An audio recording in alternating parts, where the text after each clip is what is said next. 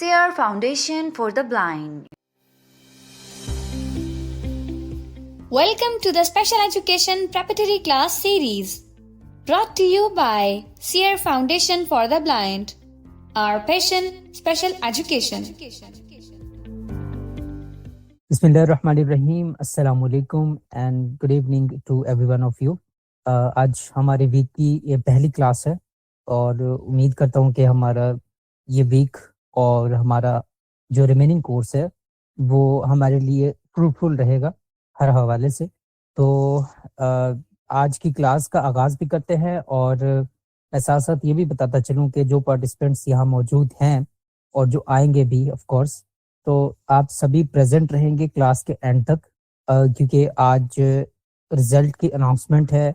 जो आप लोगों ने कल क्विज अटेम्प्ट किया था, जो टेस्ट दिया था, उसका रिजल्ट भी आज अनाउंस कर दिया जाएगा और रिजल्ट ग्रुप में भी भेजा जाएगा सॉफ्ट फॉर्म में। इस हवाले से आपने टेंशन नहीं लेनी। तो इस पर्पस के लिए और वैसे भी एथिकली भी आपको क्लास के एंड तक रुकना ही चाहिए।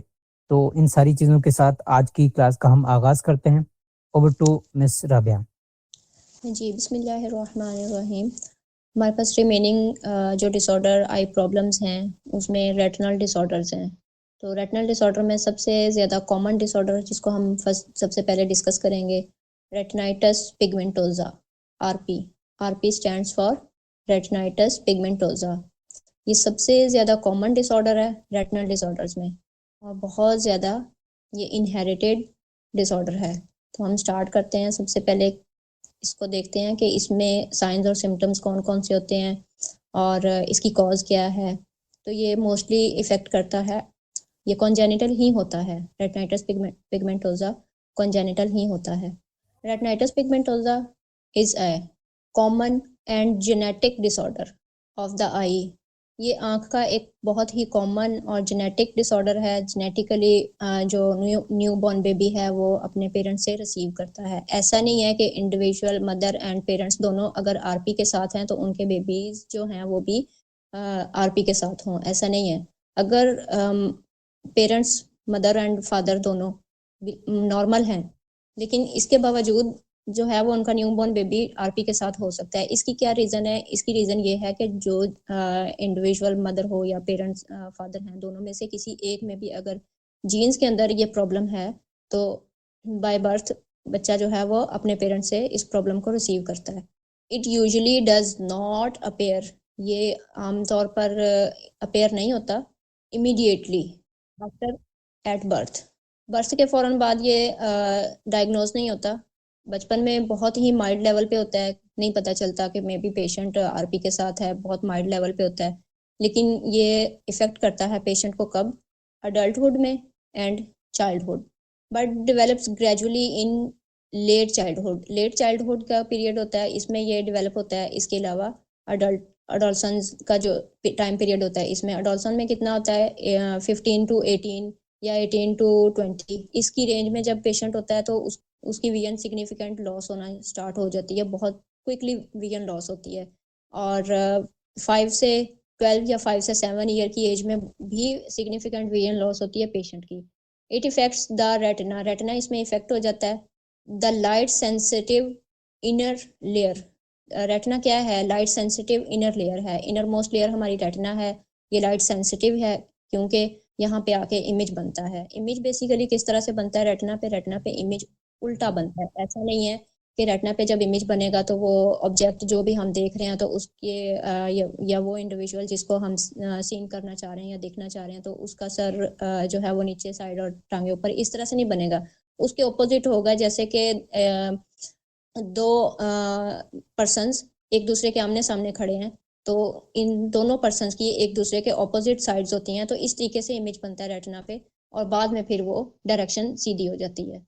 The retina contains photo receptor cells. Photo receptor cells का क्या मतलब होता है? फोटो का मतलब होता है लाइट और रिसेप्टर्स का मतलब होता है लाइट को रिसीव करने वाले। तो रेटिना जो है वो फोटो रिसेप्टर सेल्स पर मुश्तमिल है। फोटो रिसेप्टर सेल्स कौन से होते हैं? Rods and cones. इसमें रेटिनाइटिस पिगमेंटोसा में क्या होता है? सबसे पहले रॉड्स एंड कोन्स में से सबसे पहले क्या डैमेज होता है? रॉड्स डैमेज होते हैं। क्यों डैमेज होते हैं? फर्स्ट ऑफ ऑल तो विटामिन ए की कमी की वजह से आरपी पेशेंट्स में विटामिन ए की बहुत ज़्यादा डेफिशिएंसी होती है। The retina works like a camera. Retina जो है वो हमारा एक फिल्म ऑफ कैमरा की तरह काम करता है। Light enters through the lens, lens के जरिए इसमें लाइट एंटर होती है और ये एक फिल्म के कैमरा की तरह काम करता है, जैसे एक फिल्म का कैमरा काम करता है, इस तरीके से ये काम करता है। तो रेटिना क्या करता है, इलेक्ट्रिकल इम्पल्सेस में या इलेक्ट्रिकल सिग्नल्स में कन्वर्ट करता है फोटो रिसेप्टर सेल्स उन सिग्नल्स को बाय फोटोरिसेप्टर सेल्स के जरिए वो लाइट सिग्नल्स में कन्वर्ट होती है। कन्वर्ट होने के बाद कहाँ जाती है, ऑप्टिक नर्व के थ्रू हमारे ब्रेन में, जो कि ऑक्सीपिटल लोब में विजुअल कॉर्टेक्स है, वहाँ पे जाके इंफॉर्मेशन जो है वो इंटरप्रेट होती है। इंटरप्रेट होने के बाद हम चीज़ों को, तो बेसिकली ये रेटिना का सारा फंक्शन है। जब रेटिना का फंक्शन डिस्टर्ब हो रहा है किसकी वजह से, रेटिनाइटिस पिगमेंटोसा की वजह से, तो पेशेंट क्या होगा, पेशेंट की विजन लॉस हो जाएगी। In RP photoreceptor cells are damaged. RP में क्या होता है, फोटोरिसेप्टर सेल्स डैमेज हो जाते हैं। सबसे पहले रॉड्स डैमेज होते हैं, देन कॉन्स डैमेज होते हैं। रॉड्स क्या होते हैं, रॉड्स जो है वो नाइट विजन के लिए रिस्पॉन्सिबल होते हैं और कॉन्स कलर विजन के लिए और डे लाइट के लिए रिस्पॉन्सिबल होते हैं। रॉड्स सबसे पहले नाइट विजन इंडिविजुअल की डिस्टर्ब होती है, नाइट विजन उसकी लॉस होती है, देन फिर आहिस्ता आहिस्ता उसकी कॉन्स भी डैमेज होना शुरू हो जाते हैं। और कॉन्स का एक और फंक्शन क्या है, कॉन्स एक और फंक्शन भी परफॉर्म करते हैं, वो क्या है, वो पेरिफेरल विजन। पेरिफेरल विजन के लिए भी बहुत ज़्यादा इंपॉर्टेंट होते हैं रॉड्स। तो रॉड्स जब डैमेज हो जाएंगे तो सबसे पहले क्या होगा, इंडिविजुअल की जो कि आरपी के साथ है उसकी पेरिफेरल विजन और नाइट विजन लॉस होती है। Later the cones responsible for central and colour vision. Colour vision और सेंट्रल विजन के लिए रिस्पॉन्सिबल होते हैं हमारे cones. Some researcher considers RP not as a single disorder। कुछ हमारे रिसर्चर्स हैं वो ये कहते हैं कि RP एक सिंगल डिसऑर्डर नहीं है, बल्कि ये एक ग्रुप ऑफ डिसऑर्डर है। तो इसमें क्या होता है, पेशेंट की ग्रेजुअली विजन लॉस होती है, प्रोग्रेसिव विजन लॉस होती है, वक्त के साथ साथ विजन लॉस होती जाती है और 40 ईयर्स में ये पेशेंट टोटल ब्लाइंडनेस की तरफ फॉल कर जाता है। अर्ली साइन क्या है इसके, अर्ली साइन इसका सबसे पहला साइन इसका है ये है कि ये नाइट ब्लाइंडनेस होती है। पेशेंट जो भी इंडिविजुअल है आरपी के साथ, उसकी सबसे पहले नाइट ब्लाइंडनेस होती है। जाहिर सी बात है, रॉड्स डैमेज हो रहे हैं, तो रॉड्स डैमेज होने के बाद फिर क्या होता है कि हमारी नाइट ब्लाइंडनेस लॉस हो जाती है, देन फिर पेरिफेरल विजन लॉस होती है, टर्नल सी विजन इनके पास, सेंट्रल विजन रह जाती है रिमेनिंग विजन में, ठीक है। रेजिडल विजन होती है, विजुअल एक्यूटी तो बहुत होती है, लेकिन साथ साथ विजुअल एक्यूटी भी रिड्यूस हो जाती है। Later loss of peripheral vision, ये ऑलरेडी मैं आपको बता चुकी हूँ। टनल विजन, रिमेनिंग विजन में टनल विजन रह जाती है, सेंट्रल विजन और स्पॉटी विजन मींस के ऑब्जेक्ट जो भी वो देखेगा उसके ऊपर उसको स्पॉट और वो ऑब्जेक्ट उसे ब्लरी नजर आएगा। सबसे पहले मतलब कि रेटिना पे एक पिगमेंट होता है, वो पिगमेंट जब हम किसी भी ऑब्जेक्ट को देखना स्टार्ट करते हैं या किसी भी ऑब्जेक्ट को देखने की कोशिश कर रहे होते हैं, तो वो ऑब्जेक्ट हमें उन स्पॉट्स की वजह से धुंधला दिखाई देता है और हमें वो स्पॉटी सी विजन हमें नजर आ रही होती है। डिफरेंट किस्म के ना डॉट्स और वो लाइनिंग की शेप में स्पॉट्स जो है वो हमें इंडिविजुअल को अपेयर होते हैं उसकी विजन में, उसको दिखाई दे रहे होते हैं वो स्पॉट्स। एडवांस इसमें क्या होता है, सवियर विजन लॉस, ठीक है, 40 ईयर्स में आके ये सवियर विजन लॉस में आ जाते हैं और टोटल ब्लाइंडनेस भी हो सकती है। Often noticeable by age 40 year, ये मैं बता चुकी हूँ कि 40 ईयर्स में पेशेंट जो है वो विजन लॉस, उसकी सिग्निफिकेंट विजन लॉस हो जाती है। But some time earlier 18 and 20, some time ऐसा होता है कि 18 से 20 या 18 से 25 26 की एज में भी पर्सन विद आरपी जो है वो टोटल ब्लाइंडनेस में आ जाता है। Pigmentation appears on the retina, retina के ऊपर पिगमेंट जो है वो अपेयर होता है। RP is a progressive disorder, ये एक प्रोग्रेसिव डिसऑर्डर है, जैसे जैसे एज बढ़ती जाएगी वैसे वैसे विजन भी लॉस होती जाएगी। ऐसा नहीं है कि अगर डिसऑर्डर को इनिशियल स्टेज पे मैनेज कर लिया जाए तो फिर विजन ग्रेजुअली या फिर प्रोग्रेसिवली लॉस नहीं होती है। अगर मैनेज नहीं किया इंडिविजुअल की विजन को, उसकी रिहेबिलिटेशन, उसको ओरिएंटेशन मोबिलिटी नहीं सिखाई या उसको ब्रेल बुक्स नहीं दी हैं या उसको हमने लार्ज प्रिंट नहीं दिया है, तो क्या है, मतलब उसकी नीड्स को अगर हमने मतलब इनिशियल लेवल पे अगर डायग्नोज हो जाता है तो मैनेज हो जाती है। अगर इनिशियल लेवल पे आरपी डायग्नोज नहीं होता तो पेशेंट बहुत क्विकली विजन लॉस की तरफ जाता है। And currently has no cure, इसका बिल्कुल भी इस वक्त करंटली इसका कोई क्योर नहीं है। अभी रिसर्चर्स ने बहुत ज़्यादा रिसर्च करने के बावजूद इसका कोई भी क्योर नहीं है, ना तो डेवलपिंग कंट्रीज में और ना ही डेवलप्ड कंट्रीज में। हाँ, काउंसलिंग की जा सकती है जीन्स के, क्योंकि अगर जीन्स के कुछ टेस्ट होते हैं जिनकी वजह से ये आरपी का इंडिविजुअल में डायग्नोज हो जाए कि मीन्स के आरपी का जीन्स अगर इसमें है, तो इससे काउंसलिंग के ज़रिए फिर इसको जो है वो ओवरकम किया जा सकता है। लेकिन ये डेवलप्ड कंट्रीज़ में है, डेवलपिंग कंट्रीज़ में नहीं है। Early diagnosis help the affected person. अगर इफेक्टेड पर्सन अर्ली डायग्नोज हो चुका है टू लर्न ब्रेल, तो उसे ब्रेल सिखाई जाए, ओरिएंटेशन एंड मोबिलिटी सिखाई जाए, स्किल सिखाई जाए, असिस्टिव टेक्नोलॉजीज उसे प्रोवाइड की जाए टू मैनेज विजन लॉस, तो उसकी इस तरह से विजन को मैनेज किया जा सकता है, उसकी विजन को सिग्निफिकेंट लॉस होने से बचाया जा सकता है। इसके कुछ साइंस और सिम्टम्स को मजीद देख लेते हैं। नंबर 1 पे है इनहेरिटेड एंड प्रोग्रेसिव कंडीशन। ये एक प्रोग्रेसिव कंडीशन मींस भी वही बात है, इनहेरिटेड मींस के पेरेंट्स से शिफ्ट होती है बेबी में, ठीक है। और ये बात मैं ऑलरेडी आपको बता चुकी हूँ कि ऐसा नहीं है कि अगर आरपी के साथ पेरेंट्स हैं तो बेबी भी आरपी के साथ होगा, ऐसा नहीं है। अगर पेरेंट्स नॉर्मल हैं लेकिन उनके जीन्स में प्रॉब्लम है आरपी का, तो फिर इंडिविजुअल जो बेबी है वो आरपी के साथ डिलीवर हो सकता है। Gradual visual field loss, gradually visual field उसकी लॉस होती है, यानी पेरिफेरल विजन लॉस होती है, लेफ्ट राइट अप डाउन से लॉस होती है और सेंट्रल विजन रह जाती है। Degeneration of retina, retina degenerate हो जाता है स्पॉट्स की वजह से, पिगमेंट की वजह से। करेक्टराइज्ड बाय पिगमेंटेशन, इसकी एक करेक्टरिस्टिक ये भी है कि अपेयर होता है रेटिना पर pigment. Inability of retina to sense light, light को सेंस करने की, लाइट को सेंस करने की एबिलिटी नहीं होती रेटिना में। मोस्टली ऐसा होता है कि जो आरपी के साथ पेशेंट हैं वो नेस्टैग्मस के साथ भी होते हैं, यानी आरपी प्लस नेस्टैग्मस होता है उनको, और इन्हें लाइट सेंसिटिविटी भी हो सकती है। Photoreceptor cells rods and cones are die, photoreceptor cells rods and cones जो हैं वो डाई हो जाते हैं। लॉस ऑफ पेरिफेरल विजन, ये भी मैं आपको ऑलरेडी बता चुकी थी, इसके साइंस और सिम्टम्स में मोस्ट इम्पॉर्टेंट साइन है ये कि इनकी पेरिफेरल विजन जो है वो लॉस होती है। Tunnel vision works, central vision tunnel vision same होती हैं, टनल विजन और सेंट्रल विजन इनकी रिमेनिंग होती है, वो वर्क कर रही होती है। नाइट ब्लाइंडनेस हो जाती है, स्पॉटी विजन। नेक्स्ट हमारे पास डिसऑर्डर है डायबिटिक रेटिनोपैथी, रेटिना का डिसऑर्डर है हमारे पास नेक्स्ट डायबिटिक रेटिनोपैथी। इसमें क्या होता है, वो इंडिविजुअल जो डायबिटीज़ के साथ है उसका रेटिना इफेक्ट हो जाता है, किसकी वजह से, डायबिटीज़ की वजह से। उसकी शुगर लेवल को अगर कंट्रोल नहीं किया जाएगा, उसका कंटिन्यूसली शुगर लेवल बढ़ रहा है, बढ़ता जा रहा है, कंट्रोल नहीं हो रहा, तो इट्स मीन फिर उसके रेटिना पर, वो इंडिविजुअल जो कि डायबिटीज़ के साथ है उसके रेटिना पर इफेक्ट होगा, वो डैमेज हो जाएगा। Diabetic retinopathy caused by diabetes, इसकी सबसे बड़ी कॉज क्या है, डायबिटी है। डायबिटी पेशेंट को ये डिसऑर्डर हो सकता है। Occurs when high blood sugar, high blood sugar की वजह से ये अकर होता है।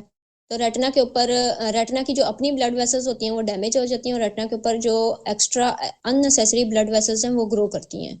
इसमें प्रॉब्लम्स क्या हैं, जो अननेसेसरी ब्लड वेसल्स हैं वो जब ग्रो करती हैं तो वो लीक और फ्लूइड लीक करती हैं, रेटिना के ऊपर ब्लड और फ्लूइड को लीक करती हैं।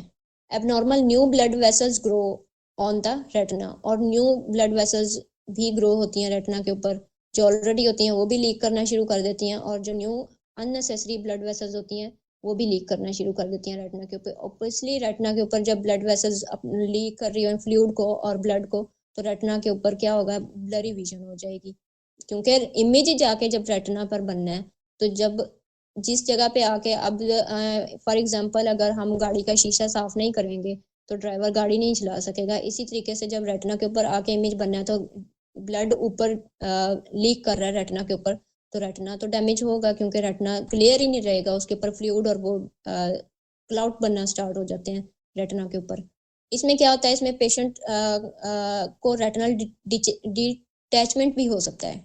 रेटिनल डिटैचमेंट में क्या होता है कि जो पेशेंट है, जो डायबिटिक पेशेंट है, उसका रेटिना, जो रेटिना के जो टिश्यूज हैं वो रेटिना से अलग हो जाते हैं, जैसे macula, fovea, rods and cones, photoreceptor cells, तो इसकी जो एपिथेलियल लेयर है ये इससे अलग हो जाती है, रेटिना के जो जितने भी टिश्यूज हैं वो इससे रेटिना से अलग हो जाते हैं, इनमें गैप आ जाता है, फोविया डैमेज हो जाता है इसमें, सेंट्रल रेटिना है जो कि फोविया रेटिना का, तो ये डैमेज हो जाता है। और इसकी वजह से क्या होता है, इसकी वजह से जब फोविया डैमेज हो गया तो इसकी वजह से क्या होगा, सेंट्रल विजन लॉस हो जाएगी। सिम्टम्स को देखा जाए तो ब्लर्ड विजन, धुंधली सी विजन होती है, स्पॉट्स और फ्लोटर्स, जो पेशेंट है उसकी आईज के सामने स्पॉट्स एंड फ्लोटर्स बनना शुरू हो जाते हैं, स्पॉटी सी विजन हो जाती है जैसे आरपी पेशेंट्स में होती है, लेकिन जब रेटिना के ऊपर ब्लड जो है वो जम गया तो स्पॉटी विजन हो जाएगी और फ्लोटर्स बनना शुरू हो जाएंगे। फ्लोटर्स किस तरह के होते हैं कि वो छोटे छोटे डॉट्स की शक्ल में अपेयर होते हैं विजन के सामने। लॉस ऑफ पेरिफेरल विजन, इसमें पेरिफेरल विजन भी लॉस हो जाती है। रिड्यूस्ड विजुअल एक्विटी रिड्यूस हो जाती है। विजन लॉस इज इरिवर्सिबल, जो विजन लॉस है वो इरिवर्सिबल है, जितनी विजन लॉस हो चुकी है वो हो चुकी है, उसको रिवर्स नहीं किया जा सकता, उसको वापस नहीं लाया जा सकता, लेकिन जो रिमेनिंग विजन है उस पर काम किया जा सकता है। किस वजह से, जो डायबिटीज के साथ पेशेंट है उसकी डायबिटीज, उसके शुगर लेवल को कंट्रोल करके। आरपी भी ऐसे ही है, वो भी इरिवर्सिबल डिसऑर्डर है, और ये डायबिटिक रेटिनोपैथी ये भी एक इरिवर्सिबल डिसऑर्डर है। जितना नुकसान हो गया विजन का वो तो हो गया, वो तो वापस नहीं आ सकता, लेकिन जो रिमेनिंग विजन रह गई उसको किसी हद तक बचाया जा सकता है। किस तरीके से, असिस्टिव डिवाइसेस से। आरपी में तो यही होता है कि असिस्टिव डिवाइसेस, उसको ओरिएंटेशन मोबिलिटी स्किल सिखा दी जाए, ब्रेल दे दी, ब्रेल सिखा दी जाए, लेकिन इसमें क्या होता है, इसमें शुगर लेवल को कंट्रोल करके रिमेनिंग विजन को बचाया जा सकता है या प्रिवेंट किया जा सकता है। परमानेंट क्योर एग्जिस्ट, बट इसका परमानेंट क्योर यही है जो मैं बता चुकी हूँ कि इसकी शुगर लेवल को कंट्रोल किया जा सकता है, इसके अलावा कोई क्योर नहीं है। अच्छा, कंट्रोल ऑफ ब्लड शुगर, जो शुगर लेवल है उसको कंट्रोल करने के लिए, ब्लड में जो शुगर लेवल इंक्रीज हो जाता है उसको कंट्रोल करने के लिए कुछ टैबलेट्स, इंसुलिन दी जाती है, रेगुलर वॉकिंग रिकमेंड करते हैं डॉक्टर्स, एक्सरसाइजेज रिकमेंड कर देते हैं। मेडिकल ट्रीटमेंट में अगर देखा जाए तो लाइक लेज़र थेरेपी की जा सकती है और इंजेक्शंस दिए जा सकते हैं। इसमें जो मेन मेडिसिन जो रिकमेंड की जाती हैं वो बाय ईटा एंड बाय ड्यूरोन, इस किस्म की मेडिसिन इंडिविजुअल को दी जाती हैं जो डायबिटिक रेटिनोपैथी के साथ है। और इन मेडिसिन से स्लो प्रोग्रेशन की जाती है, रिस्टोर लॉस्ट, मतलब कि जो विजन लॉस हो चुकी है उसको रिस्टोर नहीं किया जा सकता, लेकिन कंट्रोल किया जा सकता है। Fastest growing cause of blindness, बहुत तेजी से इसमें ब्लाइंडनेस हो जाती है इन चिल्ड्रन, बच्चों में। Caused by haemorrhage on retina, इसकी वजह से रेटिना हेमरेज, मतलब हेमरेज का मतलब होता है कि अननेसेसरी ब्लड वेसल्स, जब वो अपना ब्लड और वो खून का रिसना या फिर फ्लूइड का रिसना, तो वो खून ब्लड जो है वो रिसना शुरू हो जाता है ऑन रेटिना के ऊपर, अननेसेसरी ब्लड वेसल्स का। एंड अदर डिसऑर्डर, इसके अलावा इसमें कुछ अदर डिसऑर्डर भी हो सकते हैं, जैसे retinal detachment, people okay, not enough blood being brought two eyes, ठीक है, जो आईज हैं उनको ब्लड नहीं मिल रहा होता, so eye overproduce capillaries, eyes जो हैं वो कैपिलरीज ओवर प्रोड्यूस हो जाती हैं, बहुत ज़्यादा बन जाती हैं, which are weak and bleed into the eye, और वो ही कैपिलरीज जो हैं वो लीक और ब्लीड करती हैं आई के अंदर, और इसकी वजह से क्या हो जाता है, इसकी वजह से विजन लॉस हो जाती है। कैपिलरीज क्या होती हैं, कैपिलरीज खून को लेकर जाती हैं, और जो आर्टरीज होती हैं, आर्टरीज ब्लड को इकट्ठा करती हैं, और कैपिलरीज डिफरेंट खुलियों तक, डिफरेंट टिश्यूज तक ब्लड को पहुंचाती हैं। देन हमारे पास डिसऑर्डर है retinopathy of prematurity, ROP, retinopathy of prematurity. ROP stands for retinopathy of prematurity. A disorder of the retina, ये रेटिना का एक डिसऑर्डर है, commonly affects infants who are born prematurely, उन बच्चों को इफेक्ट करता है जो प्रीमेच्योर पैदा होते हैं, मीन्स के अपने टाइम पीरियड से पहले उनकी बर्थ हो जाती है। अच्छा, ऐसा नहीं है कि जो भी प्रीमेच्योर बच्चा होगा वो ROP के साथ होगा, समटाइम ROP के साथ हो सकता है, ओवरऑल नहीं भी होते हैं। तो इसके रिस्क फैक्टर में क्या है, बेबीज बोर्न बिफोर 31 वीक्स, 31 हफ्तों से पहले जो बेबी डिलीवर होगा वो ROP के साथ हो सकता है। ऑफ गेस्टेशन, गेस्टेशन का पीरियड वही होता है जिसमें बेबी की डेवलपमेंट हो रही होती है, बेबी वेट कितना होना चाहिए? बेबी का वेट 3.3 पाउंड होना चाहिए नॉर्मली। अगर इससे कम पाउंड है, अगर इससे कम वेट है, 3.3 पाउंड से कम है, तो वो प्रीमेच्योर है और वो आरओपी के साथ हो सकता है। और केजी में, किलोग्राम में अगर देखा जाए तो 1.5 केजी होना चाहिए नॉर्मली, और इससे लो होगा तो फिर बेबी जो है वो आरओपी के साथ हो सकता है। मे बी ना भी हो, ऐसा नहीं है कि होगा, हो सकता है। Not all premature babies developed ROP. जरूरी नहीं है, ये ऑलरेडी मैं बात डिस्कस कर चुकी हूँ कि जरूरी नहीं है कि बच्चा प्रीमेच्योर बेबी जो है वो आरओपी के साथ ही हो, but they are at risk. लेकिन बच्चा एट रिस्क पे होता है, हो भी सकता है। इसकी कॉजेज क्या क्या हैं? Abnormal growth of unnecessary blood vessels, इसमें भी एबनॉर्मल ग्रो कर जाती हैं अननेसेसरी ब्लड वेसल्स जिनकी जरूरत नहीं होती इन द रेटिना, रेटिना के ऊपर। दीज वेसल्स में लीक और ब्लीड, रेटिना के ऊपर यही वेसल्स जो अननेसेसरी ब्लड वेसल्स बनती हैं वही रेटिना के ऊपर लीक करती हैं, ब्लीड करती हैं, लीडिंग टू रेटिनल डिटैचमेंट। इसमें भी यही होता है कि रेटिनल डिटैचमेंट हो जाता है। किसकी वजह से? जब ब्लड वेसल्स एक्स्ट्रा, जो अननेसेसरी ब्लड वेसल्स हैं उन्होंने ग्रो किया है, तो ये रेटिनल डिटैच हो जाएगा, वो अपनी जगह से हिल जाएगा, हट जाएगा, और उसके टिश्यूज उससे अलग हो जाएंगे, रेटिना के जो टिश्यूज होते हैं। और टिश्यूज में मैंने आपको बताया था कि एपिथेलियल लेयर होती है जो कि कोराइड और रेटिना के सेंटर में होती है, जो रोशनी को ऑब्जर्व करने में कोराइड के साथ हेल्पफुल है। और इसके अलावा fovea, rods and cones and macula, ये रेटिना से अलग हो जाएंगे, रेटिना भी अपनी जगह से हट जाएगा, तो वहाँ पे कुछ गैप आ जाएगा रेटिना के जो टिश्यूज हैं उनके सेंटर में। Sometime abnormal blood vessels growth stops. Sometime ऐसा होता है कि एबनॉर्मल ब्लड वेसल अननेसेसरी जो ग्रो कर रही हैं वो स्टॉप हो जाती हैं, वो खुद ही स्टॉप हो जाती हैं, ऐसा नहीं कि उनको ट्रीट किया जाता है, वो खुद से स्टॉप हो जाती हैं, तो रेटिना सेव हो जाता है, फिर जो है वो सिग्निफिकेंट विजन लॉस नहीं होती है। If blood vessels leak severely it can cause serious vision loss. अगर स्वेयर किस्म की ब्लड वेसल्स लीक कर रही हैं, बहुत ज्यादा ब्लीड कर रही हैं वो रेटिना के ऊपर, तो स्वेयर विजन लॉस हो जाएगा, और इवन ब्लाइंडनेस, और इवन के पेशेंट इंडिविजुअल जो कि आरओपी के साथ है वो ब्लाइंडनेस की तरफ चला जाएगा। ऐसा होता है कि जब बच्चे को, जब प्री मेच्योर बेबी डिलीवर हो जाता है, यानी 7th मंथ में, या फिर बिफोर 31 वीक्स में डिलीवर हो जाता है, यानी 31 हफ्तों से पहले अगर उसकी पैदाइश हो जाती है, तो उसको हाई ऑक्सीजन लेवल के अंदर रखा जाता है। वो एक मेरे माइंड से अभी स्किप हो गया उसका नाम, जिसमें इसको रखा जाता है बेबी को, मुझे इस वक्त नहीं आ रहा, लेकिन मैं बता दूंगी आप लोगों को।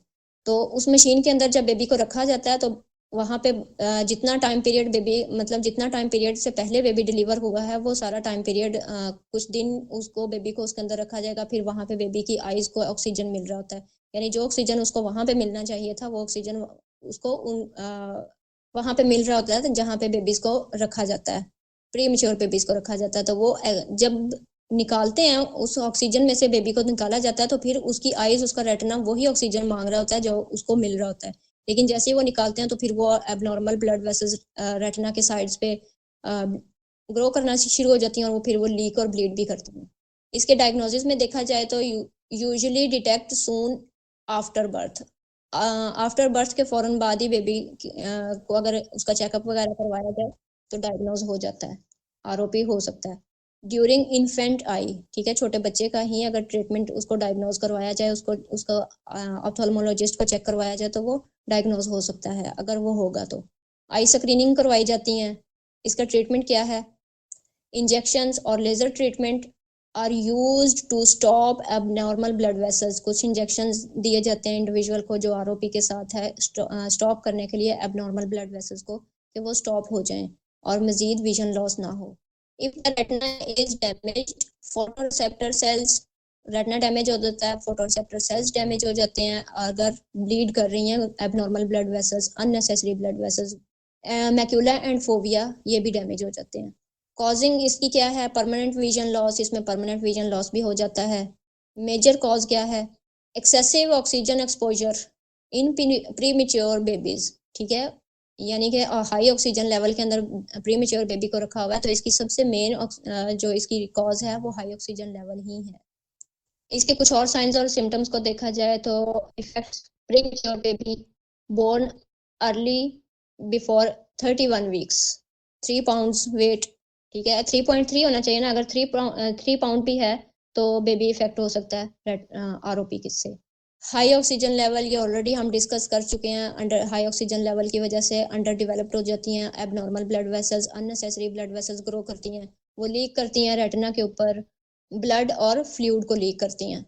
तो नेक्स्ट हमारे पास डिसऑर्डर है, इस पे भी यही डिपेंड करता है, जितनी ब्लड वेसल्स जितना ज्यादा वो लीक और ब्लीड कर रही है ना रेटिना के ऊपर, उतनी ही सिवियरिटी के साथ विजन लॉस होगा। अगर उनकी ब्लड वेसल्स की ग्रोथ को रोका जाए और ब्लीडिंग को रोका जाए कि वो ब्लीड ना करें रेटिना के ऊपर, तो विजन लॉस को जो है वो मैनेज किया जा सकता है। जो ये भी इरिवर्सेबल है, रिवर्सेबल नहीं है। जो नुकसान हो गया सो हो गया, लेकिन जो रिमेनिंग विजन रह गया उसको कुछ किसी हद तक सेव किया जा सकता है। देन हमारे पास रेटिना का ही डिसऑर्डर है, रेटिनोब्लास्टोमा। इसमें क्या होता है, इसमें इंडिविजुअल जो रेटिनोब्लास्टोमा के साथ है उसके रेटिना में ट्यूमर होता है। ठीक है, रेटिना के अंदर ट्यूमर होता है और ये कॉन्जेनिटल होता है, इनहेरिटेड होता है। ठीक है, इसमें इसमें भी बच्चा जो है वो जल्दी डायग्नोज हो सकता है। Tumour of the retina, what is retinoblastoma? Tumour of the retina, also called cancer of the retina, इसको रेटिना का कैंसर भी कहा जाता है। Mostly effect in infants and toddlers और इन्फेंट्स का कौन सा टाइम पीरियड होता है? बर्थ से लेकर 2 इयर्स, ये इन्फेंट्स का है, और टोडलर 2 to 3 इयर्स ये टोडलर का होता है। इसकी कॉजेज को देखा जाए तो malfunction during rapid retinal development, retina के अंदर बहुत तेजी से डेवलप हो जाता है क्या? ट्यूमर। एबनॉर्मल सेल्स ग्रोथ करते हैं इसमें, ट्यूमर की फॉर्मेशन स्टार्ट हो जाती है रेटिना के अंदर। ये एक बहुत ही रेयर डिसऑर्डर है, अकर्स इन अबाउट 3 से अकर्स इन अबाउट अगर 1 मिलियन है ना लोग हैं, तो उनमें से 3.3 जो है वो डैमेज हो सकते हैं रेटिनोब्लास्टोमा से, और ये बच्चों में बहुत ज़्यादा कॉमन होता है। इसकी टाइप्स को देखा जाए तो unilateral retinal blastoma, unilateral tumour in one I. Unilateral में क्या होता है, एक आंख में ट्यूमर होता है, एक रेटिना में ट्यूमर होता है। बायलैटरल में क्या होता है, बोथ आइज में ट्यूमर होता है। ट्राइलैटरल्स में क्या होता है, ट्यूमर इन बोथ आइज, दोनों आंखों में तो ट्यूमर है, लेकिन इसके साथ साथ पिनियल ग्लैंड, हमारे दिमाग में कुछ ग्लैंड्स होते हैं वो पिनियल ग्लैंड्स हैं, कुछ पेनल ग्लैंड्स कहते हैं, लेकिन पेनल ग्लैंड्स नहीं, पिनियल ग्लैंड्स होता है। ठीक है, इन द ब्रेन में होते हैं पिनियल ग्लैंड्स, तो इसमें भी ट्यूमर होता है। ठीक है, it is called pineal blastoma, इसको कहते हैं, अगर पिनियल ग्लैंड्स में भी होंगे ट्यूमर हो चुका है तो इसको कहते हैं पिनियल ब्लास्टोमा। डायग्नोसिस को देखा जाए इसके तो must be done as early as possible, जैसे ही बेबी डिलीवर होता है, डिलीवर होने के बाद इसको भी जल्दी ही डायग्नोज कर लिया जा सकता है, मीन्स के अर्ली एज में 3 ईयर में 4 ईयर तक जो है वो ये डायग्नोज हो सकता है। इसके ट्रीटमेंट को देखा जाए तो यूजुअली बाय सर्जरी, इसमें जो है ना वो आमतौर पर सर्जरी ही की जाती है किसको, ट्यूमर को रिमूव करने के लिए। समटाइम कंबाइन विद कीमोथेरेपी और radiation therapy, chemotherapy radiation therapy के साथ भी इसको ट्रीट किया जा सकता है। इट इज़ द ट्यूमर, इसके साइंस और सिम्टम्स में कुछ और मजीद देख लें तो it is the tumour in retina, retina में ट्यूमर हो जाता है, कॉजेज ब्लाइंडनेस, बिल्कुल ही मुकम्मल ब्लाइंडनेस हो जाती है इसमें। अगर बहुत ज़्यादा रेटिना में ट्यूमर को रिमूव करते रहें तो लेकिन वो रिमूव ना हो, बार बार से हो जाए, बार बार, एट द एंड क्या होता है, पूरा आई बॉल रिमूव करना पड़ता है। अगर एक आंख में है तो एक आंख का आई बॉल रिमूव करना पड़ेगा, अगर दोनों आंखों में है तो दोनों आंखों का ही आई बॉल रिमूव करना पड़ेगा। जैसे वो एनोथेल्मिया में होता है ना कि आई बॉल डेवलप ही नहीं होता, बनता ही नहीं, आई का स्ट्रक्चर ही नहीं होता वहाँ पे, तो इट्स मीन यहाँ पे ऐसा होता है, आई बॉल का स्ट्रक्चर तो बना हुआ है, लेकिन क्या होता है, eye cancer begins in retina, retina में आई कैंसर आ जाता है। ठीक है, हो जाता है, मोस्टली इफेक्ट्स यंग चिल्ड्रन, या रेटिनोब्लास्टोमा क्या करता है कि यंग चिल्ड्रन को मोस्टली इफेक्ट करता है। White colour in centre circle of pupil of eye. ठीक है, आंख में जो प्यूपल होता है, जो होल था, क्या था, आइरस के सेंटर में जो एक होल था, वहां से व्हाइट कलर में एक सर्कल नजर आ रहा होता है, वो क्या होता है, वो ट्यूमर का सर्कल होता है जो दिखाई दे रहा होता है। ठीक है, usually causes removal of one eye और बोथ आई, अगर दोनों आंखों में, ये ऑलरेडी हम डिस्कस कर चुके हैं। अदर रेटिनल डिसऑर्डर्स में देखा जाए तो इसमें क्या होता है, नॉन एक्सीडेंटल इंजरीज अगर चोट वगैरह आ गई है तो इस पे भी रेटिना डैमेज हो सकता है। शेकन बेबी सिंड्रोम, ठीक है, शेकन क्या होता है, ब्लरी विजन होती है, धुंधली विजन होती है। कॉन्जेनिटल इन्फेक्शंस कौन कौन से होते हैं? कॉन्जेनिटल इन्फेक्शंस में आ जाता है टैक्सोप्लाज्मोसिस या टॉक्सोप्लाज्मोसिस, इस तरह से इसको प्रोनाउंस करते हैं। तो इसके स्पेलिंग मैं रिपीट कर देती हूँ, TOXOPLASMOS, टॉक्सोप्लाज्मोसिस, ठीक है। टॉक्सोप्लाज्मोसिस क्या होता है? अनवॉश्ड फूड खाने से, जो धोई हुई खुराक नहीं होती है, मतलब एप्पल है, बनानाज हैं, या बनानाज तो खैर ऊपर से छील लिया जाता है, लेकिन एप्पल्स हैं, ठीक है। इसके अलावा ऑरेंज भी बेशक छील लेते हैं, लेकिन फिर भी हमें धोकर, क्योंकि हाथ तो हमारे खराब हो जाते हैं, इसलिए फिर अगर कैट जो है, कैट फ्रूट्स वगैरह में या फिर किसी भी पौधों में या फिर किसी भी खाने वाली चीज़ के पास, मतलब अगर वो पॉज कर देती है तो फिर वो उसकी वजह से भी ये डिसऑर्डर हो सकता है, टॉक्सोप्लाज्मोसिस। ये एक इन्फेक्शन है, इन्फेक्शन फैलने की वजह से जो बेबी है वो इफेक्ट होते हैं, मदर को तो कुछ नहीं होता, मीन्स के वो तो मतलब इन वायरसेस को कर सकती, क्योंकि उसमें बहुत ज़्यादा स्ट्रॉन्ग जर्म्स होते हैं, तो इस वजह से लेकिन बेबी जो है वो बहुत जल्दी इफेक्ट हो जाता है। हर्पिस सिम्प्लेक्स, ये भी एक इन्फेक्शन है। तो देन हमारे पास है रेटिनल डिटैचमेंट, जो कि हमने देखा कि आरओपी में भी रेटिना डिटैच हो जाता है और डायबिटिक रेटिनोपैथी में भी रेटिना डिटैच हो जाता है। ये हमारी क्रक्स में नहीं है, ये हमने हमारे अपने मटेरियल है, ठीक है। तो इसमें क्या होता है, रेटिनल डिटैचमेंट, इसकी डेफिनेशन को देखा जाए तो a disorder in which the retina pulls away, ठीक है, रेटिना जो है वो पुल हो जाता है, अपनी जगह से हट जाता है, फ्रॉम इट्स अंडरलाइंग टिश्यूज, और उसके अंदर जो टिश्यूज होते हैं वो रेटिना से सेपरेट हो जाते हैं, डिस्टर्बिंग इट्स नॉर्मल फंक्शनिंग, ठीक है। तो वो डिस्टर्ब होते हैं, फोविया अपना फंक्शन परफॉर्म करने से डिस्टर्ब हो रहा है, मैक्यूला अपना फंक्शन परफॉर्म करने से डिस्टर्ब हो रहा है, रॉड्स एंड कॉन्स जो हमारे फोटो रिसेप्टर सेल्स हैं वो अपना फंक्शन परफॉर्म करने से डिस्टर्ब हो रहे हैं। तो क्योंकि वो अपनी एग्जैक्ट लोकेशन पे ही नहीं है, एग्जिस्ट ही नहीं कर रहे हैं, वो अपनी लोकेशन से हट गए हैं, तो मीन्स के डिस्टर्बेंस तो होगी। इसमें इफेक्ट क्या होता है, विजुअल फील्ड इज इफेक्टेड, ठीक है। विजुअल फील्ड इफेक्ट होती है लेफ्ट राइट अप डाउन से, जो हमारी विजन एरिया कवर करती है, मीन्स के जब हम हेड को मूव नहीं करते हैं, मूव किए बगैर, विदाउट मूविंग ऑफ हेड, ठीक है, और हम without moving of eye ball को मूव किए बगैर जब हम एक किसी ऑब्जेक्ट के ऊपर फोकस रखते हैं, उस ऑब्जेक्ट, वो ऑब्जेक्ट तो हमें नजर आ रहा है, लेकिन उस ऑब्जेक्ट को देखने के साथ साथ हमें अप डाउन लेफ्ट राइट जो ऑब्जेक्ट्स हैं वो हमें नजर आ रहे होते हैं, हम देख सकते हैं उन ऑब्जेक्ट्स को, मीन्स के अगर हमारे सामने कुछ पड़ा हुआ है, कोई भी, जैसे कि जग पड़ा हुआ है, जग के टेबल के ऊपर, तो ठीक है, जग, उस टेबल के ऊपर जितने भी ऑब्जेक्ट्स बाकी पड़े हैं, पेन पड़ा हुआ है, किताब पड़ी हुई है, तो हमारी आईज बगैर मूव किए वो ऑब्जेक्ट्स देख सकती है, तो मीन्स के विजुअल फील्ड इफेक्ट होती है। अगर वो एक ऑब्जेक्ट पे फोकस है तो वो फिर एक ही ऑब्जेक्ट उसे नजर आएगा, आसपास के ऑब्जेक्ट उसे नजर नहीं आएंगे, वो इंडिविजुअल जिसका रेटिना डिटैच हो चुका है। Visual acuity decreases, visual acuity decrease होती है, विजुअल एक्यूटी क्या है, 6/6 होती है, तो वो 6/6 से डिक्रीज होना स्टार्ट हो जाती है। डिस्टेंस विजन होती है ना, शार्पनेस ऑफ विजन होती है कि पेशेंट कितनी दूर से, कितनी जल्दी, कितनी तेजी के साथ किसी भी ऑब्जेक्ट को देख सकता है, ठीक है। तो हमारी जो डिस्टेंस विजन होती है, जैसे हम ऊपर से नीचे देख रहे हैं तो ये हमारी विजुअल एक्यूटी यूज हो रही है, ठीक है। अगर हम बोर्ड से कुछ देख कर लिख रहे हैं तो हमारी विजुअल एक्यूटी यूज हो रही है। अगर हम बहुत डिस्टेंस से कुछ भी वॉच कर रहे हैं तो हमारी विजुअल एक्यूटी यूज हो रही है, और जब हम बहुत करीब से चीज़ों को देखते हैं तो वो हमारी नियर विजन यूज हो रही है। इसकी टाइप्स को देखा जाए तो ये एक वर्ड है रेगमेटोजीनियस, ठीक है। पहली इसकी टाइप क्या है, रेगमेटोजीनियस, रेटिनल डिटैचमेंट, ये पूरा नाम है इसका, ठीक है, इस टाइप का। कॉमन इन ओल्ड एज में ये टाइप बहुत ज़्यादा कॉमन होती है, रेटिनोमैग्नेटस जीनियस, सॉरी मैं स्पेलिंग बता दूं इसके आपको, RHE, इसमें साइलेंट होगा, ठीक है, RHEGMATO,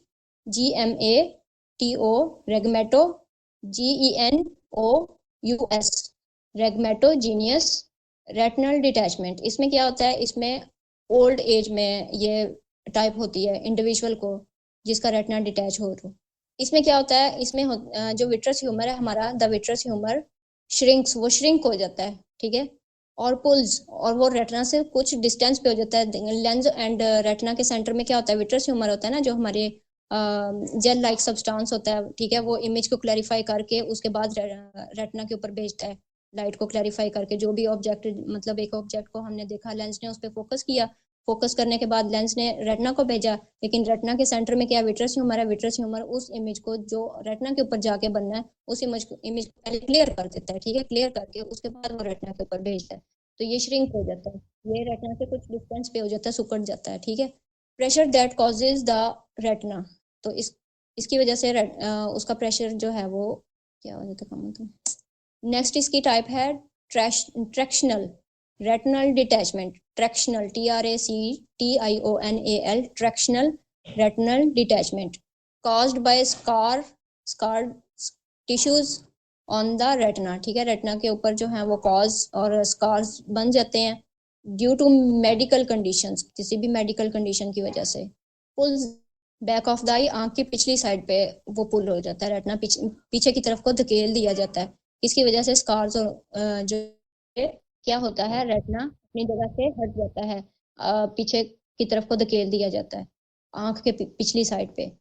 high blood sugar damages retinal vessels, जो रेटिना की अपनी वेसल्स होती हैं, हाई ब्लड प्रेशर की वजह से वो वेसल्स डैमेज हो जाती हैं और abnormal unnecessary blood vessels grow करती हैं और स्कार्स की फॉर्मेशन स्टार्ट हो जाती है रेटिना के ऊपर और रेटिना डिटैच हो जाता है।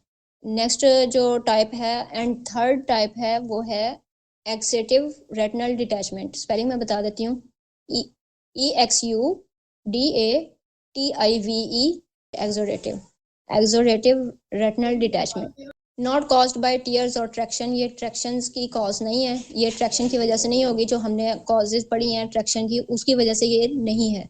इसमें क्या होता है, इसमें fluids build up under the retina, retina के अंदर जो है वो फ्लूइड बिल्ड अप होता है बहुत ज़्यादा ड्यू टू इन्फ्लेमेशन, और इसकी वजह से इन्फ्लेमेशन हो जाती है, रेटिना स्वेल हो जाता है।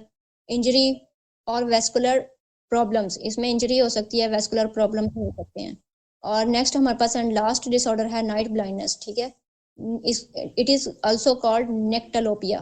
डेफिनेशन को देखा जाए तो difficulty seeing in dim light, difficulty होती है डिम लाइट में सीन करने की किसी भी ऑब्जेक्ट को, एंड नाइट और रात के टाइम देखने में डिफिकल्टी पेशेंट फील करता है। इसकी कॉजेज को देखा जाए तो रेटिनाइटिस पिगमेंटोसा, इसकी सबसे पहली कॉज क्या है, रेटिनाइटिस पिगमेंटोसा। रेटिनाइटिस पिगमेंटोसा के साथ जो इंडिविजुअल है ना, जब उसका सिग्निफिकेंट विजन लॉस स्टार्ट होता है तो सबसे पहले उसका क्या, उसको पेशेंट को पता नहीं लगता कि उसका विजन लॉस हो रहा है, लेकिन क्या होता है कि सबसे पहले उसकी नाइट, वो पेशेंट हैरान होता है कि मे भी पता नहीं मुझे रात के टाइम क्यों नहीं नजर आ रहा, हालांकि जब बिल्कुल माइल्ड लेवल पे होता है तब उसको रात के टाइम बहुत अच्छा नजर आता है, लेकिन जब वो विजन लॉस स्टार्ट होता है तो रात के टाइम नजर आना बंद हो जाता है और दिन के टाइम बिल्कुल विजन ठीक होती है, वो फार नियर ऑब्जेक्ट को इजीली देख पाता है। लेकिन पता तब चलता है जब सिग्निफिकेंट विजन बहुत तेजी से लॉस हो जाता है और उसके बाद फिर जब ब्लरी विजन हो जाती है तब पेशेंट को पता चलता है कि अब मेरा विजन लॉस हो चुका है। Progressive damage to the retina, इसमें क्या होता है, रेटिना प्रोग्रेसिवली डैमेज हो जाता है। Mail nutrition specially vitamin A, ठीक है, इसमें मेल फॉर्मेशन होती है, स्पेशली विटामिन ए की कमी की वजह से जो है वो ये रेटिनाइटिस पिगमेंटोसा होता है, विटामिन ए की कमी की वजह से। और जिस पेशेंट को रेटिनाइटिस पिगमेंटोसा हो, डॉक्टर्स उसको क्या रिकमेंड करते हैं, ड्राई फ्रूट्स, ठीक है, ड्राई फ्रूट्स में क्या होता है, अखरोट होते हैं, बादाम होते हैं और काजू होते हैं, डिफरेंट ड्राई फ्रूट्स होते हैं हमारे। इसके अलावा carrot, fish and potatoes and apple, मतलब हमारे जो विटामिन ए की डेफिशिएंसी है इसको ओवरकम करने के लिए ये फूड रिकमेंड करते हैं डॉक्टर्स। लीडिंग टू डैमेज और रॉड्स इसमें बहुत जल्दी डैमेज हो जाते हैं नाइट ब्लाइंडनेस में। इसके ट्रीटमेंट को देखा जाए तो विटामिन ए सप्लीमेंट्स दी जाती हैं, सच एज कैरेट, ये ऑलरेडी डिस्कस कर चुके हैं। प्रॉपर न्यूट्रिशन दी जाती है डेफिशिएंसी ऑफ विटामिन ए, ठीक है, विटामिन ए की कमी को ओवरकम करने के लिए। तो ये हमारे थे आज के रिमेनिंग डिसऑर्डर जो कि हमने सारे के मुकम्मल कर लिए हैं, कंप्लीट कर लिए हैं। Okay, thank you so much. हम भी, मेरा ख्याल है, क्लास को वाइंड अप करते हैं। सब लोग अपना ख्याल रखें और इंशाल्लाह कल हम नई क्लास में आपसे मिलेंगे अल्लाह ने के बाद। Thanks for watching. Seer Foundation is committed to find employment and entrepreneurship opportunities through research and skill development for the people with blindness. For more details, visit our website blindseer.org. blindseer.org. Email us at contact@blindseer.org. WhatsApp us at 037053078085.